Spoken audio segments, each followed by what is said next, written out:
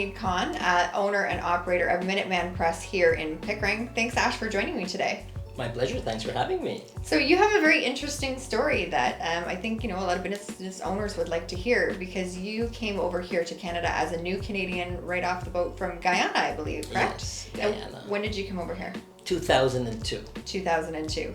And so I know that you got into, you're obviously the owner of Minuteman Press. What made you get into printing? What was your story? Tell me your story. Back home in Guyana, I did have my own print shop. Oh, okay. I started in my dad's garage, and we grew. And I built a building, and it was pretty successful for a very, very young age. And I did that for about 10 years. Came to Canada in 2002. Never wanted to touch inks and paper again, because that's all I know how to do.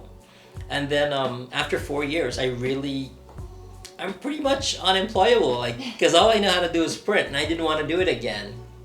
So I thought we looked into a franchise, because Guyana is a third world country. Right. And what I know about the industry was not applicable to North America. Mm-hmm. I was like in kindergarten in the industry. Yes, yeah.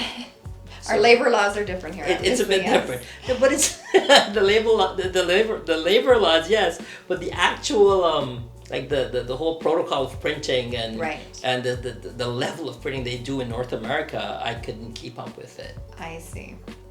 But you made your way back to printing, obviously, and that was actually the first time I ever met you, was coming into your Minuteman Press store you owned it in Oshawa. The one in Oshawa. In Oshawa.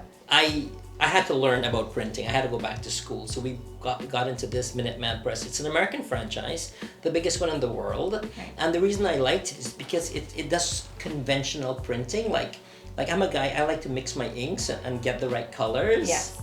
And this was the only franchise that offered that. Oh, okay. So I was really impressed seeing that, and I went to New York, and I went back to school in New York, and we studied that. Okay. And I came back and I opened my store in Ajax. That was my first store. In Ajax, perfect. So what made you choose Durham region as your home?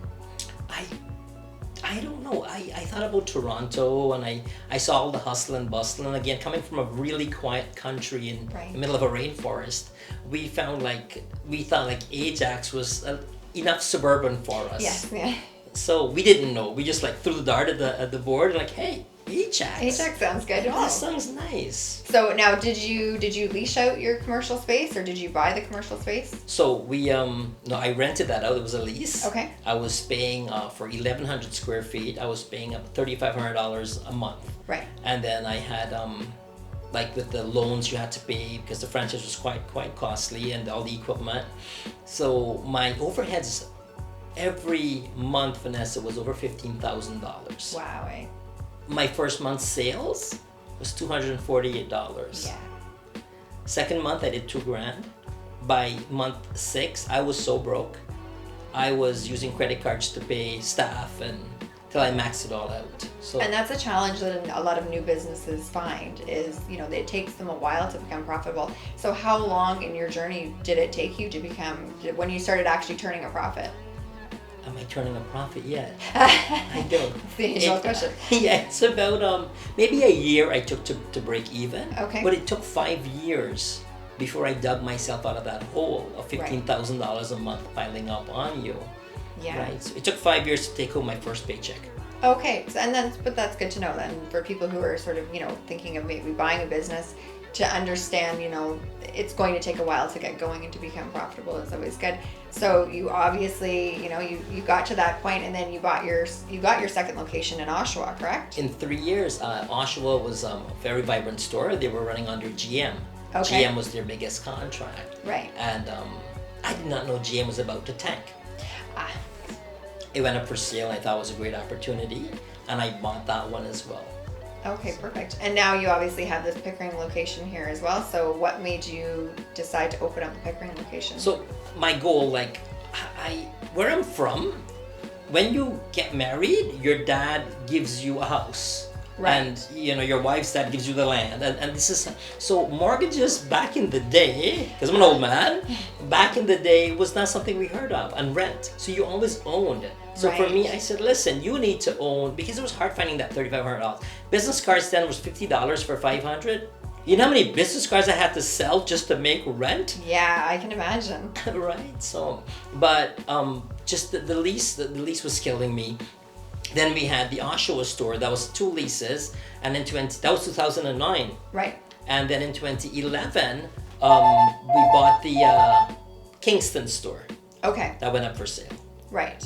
So I had 3 leases I was covering, and I said, listen, this can't work. So I found this property up for sale in Pickering. Yeah. Because at that point, Ajax had nothing. I wanted to be Minuteman in Ajax. There was nothing available.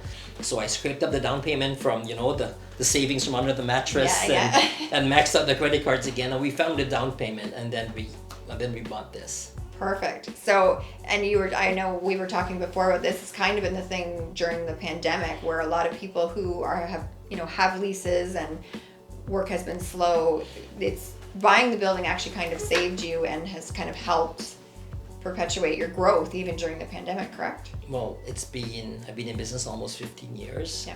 All the leases for the equipment, they're all paid off. So we don't have a big overhead. Right. Right. CERB came in at the right time to cover the staff. Yeah. As a business owner, you don't really get anything. Yes. Right. No. So, but I think if I still had those, if I was a new business and I had those overheads and had the lease and a big mortgage, I still have a mortgage on the property as a business owner, but it's really, really a small mortgage. But if I didn't have that, I think maybe I would have suffered as well. Yeah. But owning the property, I think owning this property has really made a big difference in my life during this pandemic. No, and that's perfect, and that's wonderful to hear. But your success does not stop there because you've gotten into another aspect of business. Can you tell me a little bit about what you're also doing now? So I am the local councillor for Ward 2 in Ajax, which is north.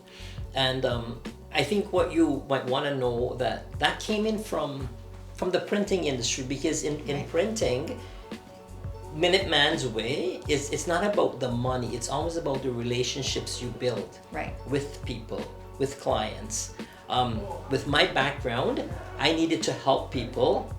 So what I did, I always connect people together. Yeah. So if you come in and you do whatever you do, and then somebody else comes in and I make sure I link you up so we can all do business together. Right. I don't get a financial benefit from it in any way, but I know I do keep people really, really close together. Yeah. And so I guess we've built that database. So in a matter of a few years, we had about 3,000 clients that were networking together. Nice. And I think that helped into me wanting to take it to another level. Right. Because I became a director. Well, I joined the Ajax Brokering Board of Trade. Yes. Because that was a part of Minuteman's franchise rules. Oh, okay. So you had to join the local Chamber of Commerce or Board of Trade. So then I became a director there. Right.